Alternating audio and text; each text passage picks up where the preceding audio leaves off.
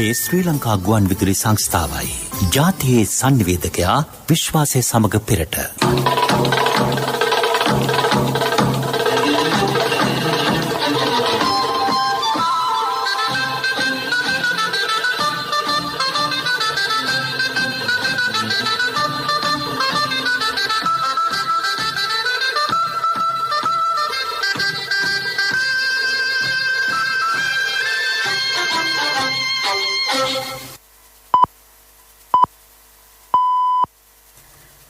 වේලාව 12:45. මේ ශ්‍රී ලංකා ගුවන් විදුලි සංස්ථාවයි. මින්න ප්‍රවෘත්ති සංස්කරණීය අංජනා ලියනාරච්චි ප්‍රකාශය දිනුෂා වික්තසිංහ. සේවකයන් ඉවත් කිරීම වෙනුවට ඔවුන් රැකගනිමින් වසංගතයේ අභියෝගයට මුහුණ දීමේ අවශ්‍යතාව අග්‍රාමාත්‍යවරයා අවධාරණය කරයි. වෛද්‍යවරුන් විශ්‍රාම ගැන්වෙන වයස් සීමාව දීර්ඝ කෙරේ. දෛනික වැඩිම කොරෝනා මර්ධනයන්ත් සංඛ්‍යාව ඊයේ ලබා දුන් බව වසංගත රෝග විද්‍යාංශය පවසයි. වනජීවි නිලධාරියාට බාධා කළ මේජර් ජෙනරාල්වරයා අත්අඩංගුවට. තම රටට බලපෑම් කරන ඕනෑම විදෙස් බලවතෙකුගේ හිස ගසා දැමීමට සූදානම් බව චීන ජනාධිපතිවරයා අවධාරණය කරයි. මේ ප්‍රවෘත්ති ශ්‍රී ලංකා ගුවන් විදුලි සංස්ථාවෙන්. වෛද්‍යවරුන් විශ්‍රාම ගැන්වෙන වයස් සීමාව දීර්ඝ කෙරේ.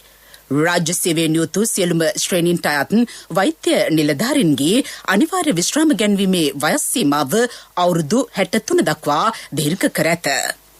රාජ්‍ය සේවා පළාත් සභා පළාත් පාලන අමාත්‍යාංශය මගින් ඊට අදාළ ගැසට් පත්‍රය ඊයේ නිකුත් කර තිබේ. වෛද්‍ය නිලධාරීන්ගේ විශ්‍රාම වයස අවුරුදු 63 දක්වා දීර්ඝ කිරීමට විශ්‍රාම වැටුප් ව්‍යවස්ථා සංශෝධනය සංග්‍රහය සංශෝධනය කිරීම සඳහා පසුගිය අප්‍රේල් මාස 20 වෙනිදා ඇමති මණ්ඩලය තීරණය කර තිබේ. මීට පෙර රාජ්‍ය සේවයෙන් නිරත සියලු ශ්‍රේණිවල වෛද්‍ය නිලධාරීන්ගේ අනිවාර්ය විශ්‍රාම ගැන්වීමේ වයස අවුරුදු 60 විය. සේවකින් ඉවත් කිරීම වෙනුවට ඔවුන් රැකගනිමින් වසංගතයේ අභියෝගයට මුහුණ දීමේ අවශ්‍යතාව අග්‍රාමාත්‍ය මහින්ද රාජපක්ෂ මහතා අවධාරණය කරයි. ශ්‍රී ලංකා ඇඟලුම් සන්නාම සංගමය සහ ශ්‍රී ලංකා සිල්ලර වෙළඳුන්ගේ සංගමේ මුහුණ පා ඇති ගැටලු සම්බන්ධයෙන් අරලියගහ මන්දිරයේ පැවති සාකච්ඡාවකදී අගමැතිවරයා මේ අදහස් පළ කළේය. තම සේවකින් ඉවත් නොකර සේවා ඵලදායීතාව ඉහළ නැංවීම වෙනුවෙන් කැපවන්නයිද කර්මාන්තකරුවන්ගෙන් සහ ව්‍යාපාරිකයන්ගෙන් අග්‍රාමාත්‍යවරයා ඉල්ලීමක් කරයි. බැංකු ණය සහන ලබා ගැනීම, ණයවර ලිපි විවෘත කිරීමේ ඇති ගැටලු විසඳා ගැනීම, ඇඟලුම් සේවකින් සඳහා එන්නත්කරණය ඇතුළු කරුණු ගණනාවක් සම්බන්ධයෙන් මිහිදී අදහස් වමාරු කර ගැනින. සමෘද්ධිලාභීන්ට සහ අඩු ආදායම්ලාභී ජනතාව නගා සිටුවීමට රාජ්‍යයේ ප්‍රමුඛ අවධානය යොමු වන බව අග්‍රාමාත්‍ය මහින්ද රාජපක්ෂ මහතා පවසයි. මහින්ද චින්තනයෙන් සමෘද්ධිලාභීන් සවිබල ගැන්වූ ආකාරයේද අග්‍රාමාත්‍යවරයා සිහිපත් කළේය. අඩු ආදායම්ලාභීන්ට ආදායම් මාර්ග සකස් කර දීමේ වගකීම රාජ්‍ය සතුය.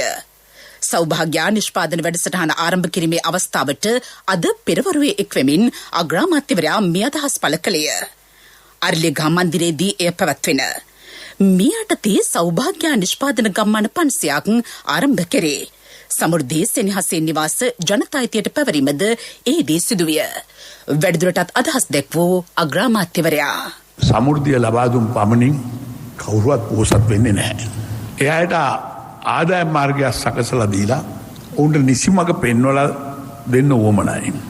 එදා මහින්ද චින්තනයෙන් සමහින්ද චින්තනය ඉදිරි දැක්මෙන් අපි ඒ බව වඩා හොඳින් තේරුම් අරගෙන සමෘද්ධි ව්‍යාපාරයේම ශක්තිමත් කරන්න පියවර ගත්තා කියලා දමුණාසලට මතක ඇති. සමෘද්ධිලාභී පවුල්වල තරුණ තරුණියන් වෘත්තීය පුහුණු වැඩසටහන් සඳහා යොමු කරලා ඒ අය නිපුණතා සපිරි ශ්‍රම බලකායක් බවට පත් කරන් අපේ උවමනාව තිබුණේ අපි කරා. ඒ තුළින් බොහෝ ව්‍යවසායකයන් බිහිකරන්න අපිට හැකි වුණා කියලා අපි විශ්වාස කරනවා. ඒ විතරක් නෙවෙයි ඒ අයට රජයේ සහ පෞද්ගලික අංශය පමණක් නෙවෙයි විදේශ රටවල රැකියාව සඳහා යොමු කරන්න අපිට පුළුවන්කම ලැබුණා. ඒ නිසා බොහෝ පිරිසක් තවදුරටත් ආධාර හෝ දීවනා මත යැපෙන තත්වයෙන් මුදා ගන්නට අපිට හැකි වුණා. අපි සමෘද්ධිය මත නැවතිලා හිටියේ නැහැ. අදත් අප විශ්වාස කරන්නේ එතනින් ඉදිරියට යන්න ඕන කියලා. මේ දක්වා කොරෝනා මර්ධන එන්නත් වැඩිම සංඛ්‍යාවක් ලබා දී ඇත්තේ ඊයේ බව වසංගත රෝග විද්‍යාංශය නිවේදනය කරයි. මෙරට කොරෝනා ප්‍රතිශක්තිකරණ වැඩසටහන ඉතා සාර්ථකව ක්‍රියාත්මක වේ. ඊයේ දිනේදී පුද්ගලයන් 1,73,520 දෙනෙකුට දිවයින පුරා පිහිටි මධ්‍යස්ථානවලදී එන්නත් ලබා දී ඇත. සයිනෝෆාම් එන්නතේ පළමු මාත්‍රාව පුද්ගලයන් 91,759 දෙනෙකුට ලබා දී තිබේ. කොළඹ දිස්ත්‍රික්කයේ වයස අවුරුදු 30ට වැඩි අයගෙන් 51 දෙනෙකුට එන්නත් ලබා දී අවසන් බව රාජ්‍ය ඖෂධ නීතිගත සංස්ථාවේ සභාපති විශේෂඥ වෛද්‍ය ප්‍රසන්න ගුණසේන මහතා පවසයි. සුභාරතී සංවාද මණ්ඩපයට අද එක්වෙමින් වැඩිදුරටත් අදහස් දැක්වූ ඒ මහතා ඕනෑම එන්නත් දෙන තැනක ඕනෑම වර්ගයේ අසාත්මිකතාවයක් ඇති වුණොත් ඒකට දෙන්න ඕන ඔක්කොම බෙහෙත් ටික එතන තියෙනවා. එතකොට අසාත්මිකතාවයක් ඇති වෙච්ච අයට ලෝක සෞඛ්‍ය සංවිධානයේ දීලා තියෙන නිර්දේශය තමයි ඒ අසාත්මිකතාවයේ තියෙන කෙනා එන්නත ලබා ගත්තයින් පස්සේ පැය භාගයක් ඒ එන්නත ලබා දෙන ස්ථානයේ ඉන්න ඕන. විශේෂයෙන්ම ඔබ දන්නවා ඊයේ ඉඳලා රෝහල් වල මේ එන්නත ලබා දීම සිද්ධ වෙනවා. එතකොට MOH කාර්යාලයේ හෝ විහාරස්ථානයක හෝ පල්ලියක හෝ මේ එන්නත ලබා දෙන තැනකදී ඔබට යම්කිසි සැකයක් තියෙනවා නම් එතෙන්ද ගිහිල්ලා ඒ ඉන්න අයගෙන් පොඩි ලිපියක් අරගෙන රෝහලට යන්න. ඒතකොට රෝහල කියන්නේ ඔය අසාත්මිකතාවයකට රෝහලේ ප්‍රතිකාර කරනවා කියන එක මහ ලොකු දෙයක් නෙවෙයි. ඒ නිසා අනිවාර්යයෙන්ම මේක ගැන හිතලා යන්න එපා. එක්කම ඒකට සම්බන්ධ වෙච්ච තවත් කීපයක් තියෙනවා. සමහර ලෙඩු මගෙන් අහනවා කොන්දේ ඔපරේෂන් එකක් කරා මේක ගහන්න හොඳද කියලා. විවිධ වෛද්‍යවරුන්ගෙන් විවිධාකාරයේ ඉල්ලීම් කරනවා. ඒ නිසා මේකත් හොඳට මතක තියාගන්න. අද දක්වා අන්තිම භයානක මැරෙන්න ඕන්න මෙන්න කියලා ඉන්න මට්ටමට බරපතල වෙච්ච රෝගයක් නැත්තම් අනික ඕනෑම කෙනෙකුට මේ එන්නත් ලබා ගන්න පුළුවන්. මේ ප්‍රවෘත්ති ශ්‍රී ලංකා ගුවන් විදුලි සංස්ථාවෙන් ශ්‍රී ලංකා ඉන්ෂුරන්ස් පියකුමින් මවකමින්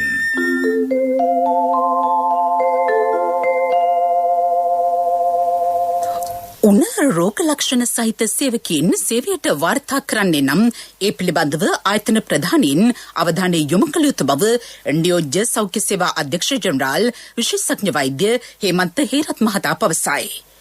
වැඩිදුරටත් අදහස් දැක්වූ ඒ මහතා රාජ්‍ය සේවා හෙද සංගමය සහ සමස්ත ලංකා හෙද නිලධාරී සංගමය උද්ඝෝෂණයක් ආරම්භ කර තිබේ. ඉල්ලීම් 12ක් මුල් කර ගනිමින් දිවෙන පුරා රෝහල්වල මෙම උද්ඝෝෂණය දැන් ක්‍රියාත්මක වේ. මෙවැනි අවස්ථාවක ජනතාව පලියක් කර ගනිමින් උද්ඝෝෂණ පැවැත්වීම අනුමත නොකරන බව රෝගීහු පවසති. මහකන්නේ මෙන්ම යලකන්නේදීද දිවෙන පුරා දිස්ත්‍රික්ක 19ක ප්‍රධාන කලාප 6ක පිහිටි ගබඩා 325ක් සඳහා වී මිලදී ගැනීමට අවශ්‍ය කටයුතු සම්පාදනය කර ඇතැයි වී අලෙවි මණ්ඩලයේ උපසභාපති දුමින්ද ප්‍රියදර්ශන මහතා පවසයි. ජාතික ගුවන් විදුලියට වැඩිදුරටත් අදහස් දැක්වූ ඒ මහතා වියලේ මණ්ඩලයේ දිවෙන පුරා තිබෙනා වූ සියලුම ගබඩා භාවිතා කරලා තමයි අපි වී මිලදී ගැනීමේ කටයුතු සෑම කන්නේකම ආරම්භ කරන්නේ. මේකේ ප්‍රධානම අරමුණ තමයි රජයේ මගින් නිකුත් කරන ලබන වී සඳහා තිබෙනා වූ සහතික මිල වඩා අඩුවෙන් යන සෑම අවස්ථාවකදීම රජයේ මැදිහත් වෙලා මිලදී ගැනීම සිදු කරන්නේ. පසුගිය රජයේ කාල සීමාව තුළ මෙවැනි තත්ත්වයක් ඇති වුණේ නැහැ. වසර 5ක්ම අපි දන්නා වී සඳහා පැවතිච්ච සහතික මිල වැඩි කිරීමක් සිදු වුණේ නැහැ. මේ ආණ්ඩුව ආවට පස්සේ තමයි මම හිතන්නේ ඔය රුපියල් 38ට තීච්ච වී මිල රුපියල් 52 දක්වා සහ පසුගිය කන්නේ තුල 50-50ක තරංකාරී මිලක් දක්වා ඉහළ ගෙනියන්න සිද්ධ වුණේ. මේ වන විට ශ්‍රී ලංකාවෙන් වාර්තා වන සමස්ත කොරෝනා ආසාදිතයන්ගේ සංඛ්‍යාව 2,59,089කි. සුවය ලබා පිටව ගොස් ඇති සංඛ්‍යාව 2,25,952ක් බව වසංගත රෝග විද්‍යාංශය නිවේදනය කරයි. ගත වූ පැය 24දී වාර්තා වූ කොරෝනා මරණ සංඛ්‍යාව 47කි. වෛද්‍ය අධීක්ෂණය යටතේ ප්‍රතිකාර ලබන සංඛ්‍යාව 30,107කි. ලෝකයේ සමස්ත කොරෝනා ආසාදිතයන්ගේ සංඛ්‍යාව 18,78,292කි. අමරිකාවේ කොරෝනා ආසාදිතයන්ගේ සංඛ්‍යාව 3,45,40,845කි. ඉන්දියාවෙන් කොරුණා ආසාදිතයන් 3,04,10,577 දෙනෙකුද බ්‍රසීලෙන් කොරුණා ආසාදිතයන් 1,55,59,164 දෙනෙකුද ප්‍රාශයෙන් කොරුණා ආසාදිතයන් 57,75,301 දෙනෙකුද වාර්තා වේ. ලෝකයේ සමස්ත කොරෝනා මරණ සංඛ්‍යාව 39,62,864කි. අමරිකාවෙන් කොරෝනා මරණ 6,20,249ක් වාර්තා වේ. බ්‍රසීලෙන් කොරෝනා මරණ 5,18,246ක්ද, ඉන්දියාවෙන් කොරෝනා මරණ 3,99,475ක්ද, මෙක්සිකෝවෙන් කොරෝනා මරණ 2,33,047ක්ද, පේරු රාජ්‍යයෙන් කොරෝනා මරණ 1,92,331ක්ද වාර්තා වේ. කොරෝනා ආසාදනය වී සුවය ලැබූ මුළු සංඛ්‍යාව 16,75,58,195කි. ඉන්දියාවෙන් වාර්තා වන සුවය ලැබුවන්ගේ සංඛ්‍යාව 2,94,81,522කි. අමරිකාවෙන් සුවය ලැබූ 2,90,26,688 දෙනෙකු පිළිබඳ වාර්තා වේ. බ්‍රසීලෙන් වාර්තා වන සුවය ලැබුවන්ගේ සංඛ්‍යාව 1,68,58,632කි. වනජීවී නිලධාරියාට බාධා කළ මේජර් ජනරාල්වරයා අත්අඩංගුවට ගැනේ. මින්නේරිය ජාතික උද්‍යානයේ වනජීවී නිලධාරියාගේ රාජකාරියට බාධා කළ බවට චෝදනා එල්ල වූ මේජර් ජනරාල්වරයා හබරණ පොලිසියට පැමිණීමෙන් පසුව අත්අඩංගුවටගෙන කැකිරාව මහේස්ත්‍රාත් අධිකරණයට ඉදිරිපත් කර ඇත. මේජර් ජනරාල්වරයා ඇතුළු සිද්ධියට සම්බන්ධ සෙසු සැකකරුවන් වහාම අත්අඩංගුවට ගන්නා ලෙස අධිකරණීය පොලිසියට ඊයේ නියෝග කර තිබේ. පසුගිය 23 වෙනිදා රාත්‍රියේ වනජීවී නිලධාරීන් රාජකාරියේ යෙදී සිටියදී අනවසරයෙන් උද්‍යාන භූමියට ඇතුළු වූ යුද හමුදා වාහන දෙකක් පරීක්ෂා කිරීමට යාමේදී මෙම බාධා කිරීම සිදුව ඇත. මිළඟට ප්‍රමුඛ පුවත. මෙරට ජීවිත රක්ෂණ ක්ෂේත්‍රයේ දැවැන්තම බෝනස් තීමනාව ශ්‍රී ලංකා ඉන්ෂුරන්ස් ග්‍රෑන්ඩ් බෝනස් රුපියල් මිලියන 8,600ක අසම සම ජීවිත රක්ෂණ බෝනස් තීමනාව මෙවරත් ශ්‍රී ලංකා ඉන්ෂුරන්ස් ජීවිත රක්ෂණ හිමියන්ට. මෙම තීමනාව රක්ෂණ ක්ෂේත්‍රයේ දැවැන්තයා ශ්‍රී ලංකා ඉන්ෂුරන්ස් වෙතින්ම පමණයි. වැඩි විස්තර සඳහා අමතන්න 0112 357 357. ශ්‍රී ලංකා ඉන්ෂුරන්ස් පියකුමින් මවකමින්. ප්‍රමුඛ පුවත ඔබ වෙත ගෙනෙන්නේ සෑම ගෙදරකම සිටිය යුතු වෙද මහත්මයා සිද්ධාලේප. දිස්ත්‍රික්ක 3කට අයත් ග්‍රාම නිලධාරි වසම් කිහිපයක් අද උදෑසන සිට හුදකලා කළ බව යුද හමුදාපති ජනරාල් ශවේන්ද්‍ර සිල්වා මහතා පවසයි. මෙසේ හුදකලා කර ඇත්තේ යාපනය, නුවර සහ නුවරඑළිය යන දිස්ත්‍රික්කවලට අයත් ග්‍රාම නිලධාරි වසම් කිහිපයකි. ප්‍රමුඛ පුවත ඔබ වෙත ගෙන ආවේ සෑම ගෙදරකම සිටිය යුතු වෙද මහත්මයා සිද්ධාලේප. ශක්ති හඬ අවධානය පිණිසයි. මෙරට සුළු භූකම්පන තත්ත්වයන් වැඩි වශයෙන් සිදුවන ප්‍රදේශ ලෙස හඳුනාගත් මහනුවර වික්ටෝරියා ප්‍රදේශයේ ස්ථාන 10ක අධිසන්වේදී භූකම්පනමාන ස්ථාපනය කිරීමට පියවර ගැනේ. ඉතා සුළු භූකම්පනවලට මෙම භූකම්පනමාන සංවේදී වේ.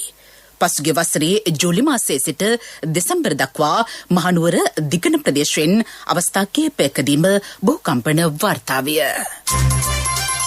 විදෙස් පුවත්.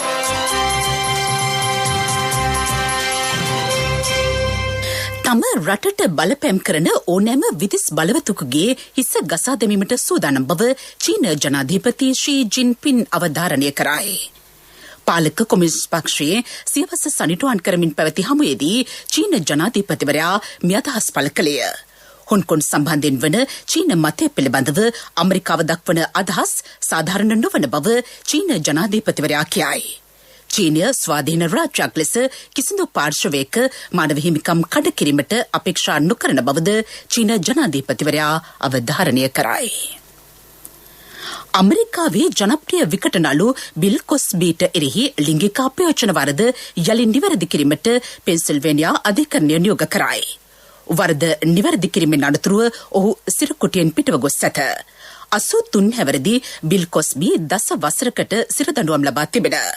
2018 වසරේදී හිටපු පැසිපන්දු ක්‍රීඩක ඇන්ඩ්‍රියා කොන්ස්ටඩ් මද්‍රව්‍යවලට ඇබ්බැහි කිරීම සහ අත්වර කිරීම සම්බන්ධයෙන් බිල් කොස්බී දඬුවම් ලැබිය. 1980 දශකයේ ජනප්‍රිය කොස්බී ෂෝ කතා මාලාවෙන් ඔහු වඩාත් ජනප්‍රිය විය. පෙරසර සංවර්ධනයක පුවත් සම්පින්ඩනය සංවර්ධන පුවත්.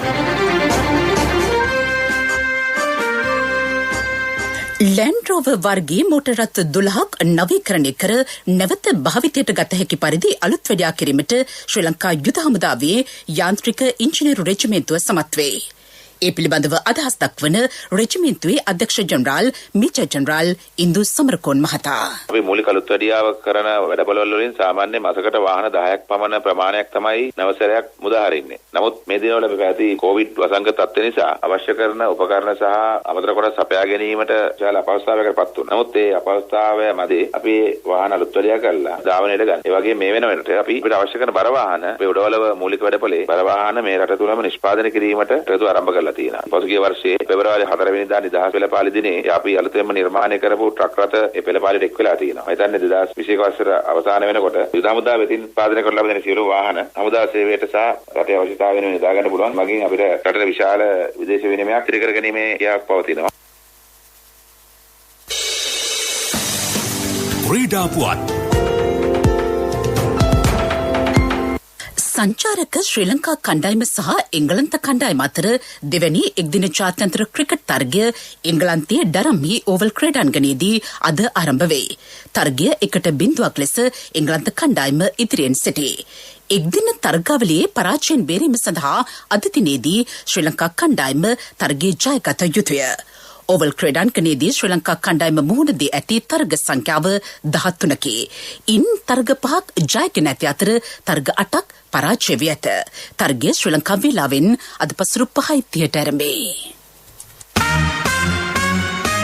ව්‍යාපාරික පුවත් ඔබ වෙත ගෙන එන්නේ NSB ගෞරව ප්‍රශංසා. ඔබේ මුදලට සුරක්ෂිතම ස්ථානය ජාතික ඉතිරි කිරීමේ බැංකුව.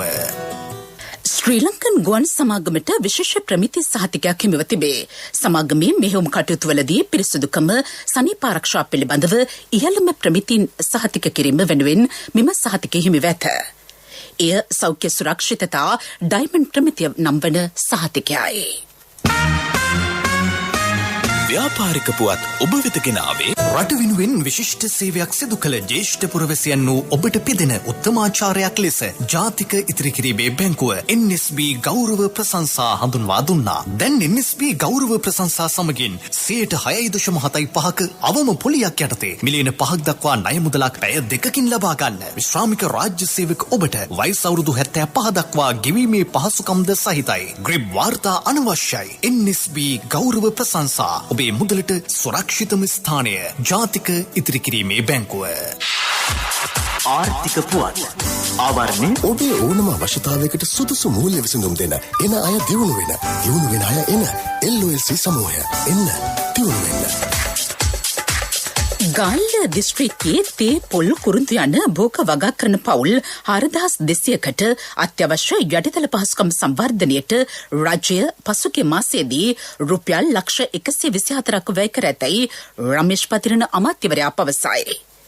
කොරෝනා අවදානම හමුවේ පවා අඛණ්ඩව වැවිලි භෝග ප්‍රවර්ධනයට රාජ්‍ය පියවරගෙන ඇත. විශේෂඥ දැනුම පවා ගොවින්ට නොමිලේ සපයා ඇතැයි ඇමතිවරයා කියයි. මෙතන වැඩ කිරිගහට යන්න වගේලු. ඇත්තද මල්ලි? නැතුව ළමයිට උගන්වන්න, ගෙවල් හදන්න, ඉඩම් ගන්න. බිස්නස් කරන අයමත් ගොඩක් ඉනවලුනේ. ඔව්. අනිකන හැම කෙනාම දියුණු වෙනවනේ. අක්කලට නිසා කියන්නේ ත්‍රිවිල් එලෝපු මට වෑන් එකට පාර පෙන්නුවෙත් මෙතන ඉන්නේ. මේ තියෙන්නේ තැන. ඔබේ ඕනම අවශ්‍යතාවයකට සුදුසු මූල්‍ය විසඳුම් දෙන එන අය දියුණු වෙන අය එන LOLC සමූහය එන්න දියුණු වෙන්න.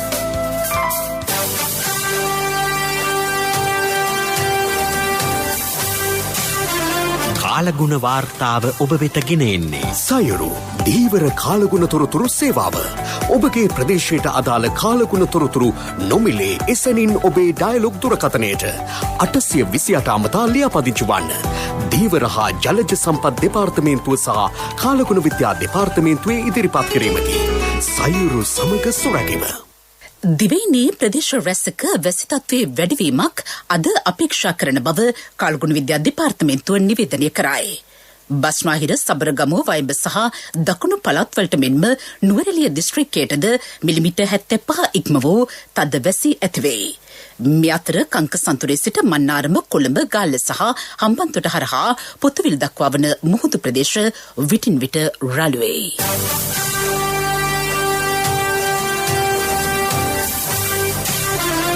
කාලගුණ වාර්තාව ඔබ වෙත ගෙන ආවේ. සයුරු දීවර කාලගුණ තොරතුරු සේවාව.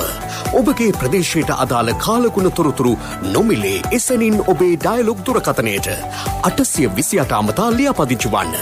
දීවර හා ජලජ සම්පත් දෙපාර්තමේන්තුව සහ කාලගුණ විද්‍යා දෙපාර්තමේන්තුවේ ඉදිරිපත් කිරීමකි. සයුරු සමග සුරැකීම.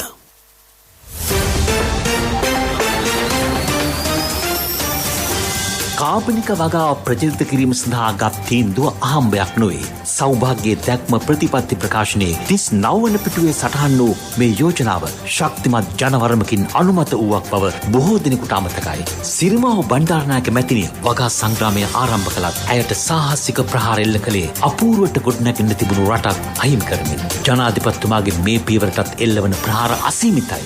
නමුත් කිසිවිටකත් මේ දේශප්‍රේමී තීරණය හකුලා නොගන්නා බව දැන් පැහැදිලි. ජනහද නැගෙන රිත්මය දැන් එය හඳුනාගත යුතුයි. මේ දිනවල පෞද්ගලික මාධ්‍ය නාලිකාව කාබනික පොහොරවලට දැඩි ප්‍රහාරයක් එල්ල කරනවා. වැඩිපුරම කියන්නේ ගොවින් මේකට අකමැති බව, ගොවින්ට පොහොර නොමැති බව. අපි හෙව්වා ඇත්ත කතාව. ඇත්තටම රසායනික පොහොර සමාගමක නාලිකා. ඉතින් එහෙම නොකර වෙන මොනව කරන්නද?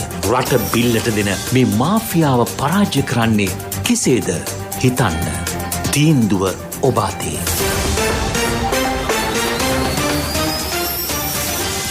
යලිත් සිරස්තල සේවකින් ඉවත් කිරීම වෙනුවට ඔවුන් රැකගනිමින් වසංගතයේ අභියෝගයට මුහුණ දීමේ අවශ්‍යතාව අග්‍රාමාත්‍යවරයා අවධාරණය කරයි. වෛද්‍යවරුන් විශ්‍රාම ගැන්වෙන වයස් සීමාව දීර්ඝ කෙරේ. දෛනික වැඩිම කොරෝනා මර්ධන එන්නත් සංඛ්‍යාව ඊයේ ලබා දුන් බව වසංගත රෝග විද්‍යාංශය පවසයි. වනජීවී නිලධාරියාට බාධා කළ මේජර් ජෙනරාල්වරයා අත්අඩංගුවට. තම රටට බලපෑම් කරන ඕනෑම විදෙස් බලවතෙකුගේ හිස ගසා දැමීමට සූදානම් බව චීන ජනාධිපතිවරයා අවධාරණය කරයි. අපගේ මෙම ප්‍රවෘත්ති ප්‍රකාශය www.slbc.lk වෙබ් අඩවිය ඔස්සේද සවන් දිය හැකියි. දිවා ප්‍රධාන ප්‍රවෘත්ති ප්‍රකාශයෙන් සමාප්තයි. මීළඟ ප්‍රධාන ප්‍රවෘත්ති ප්‍රකාශය බලාපොරොත්තු වන්න සවස් 6ට.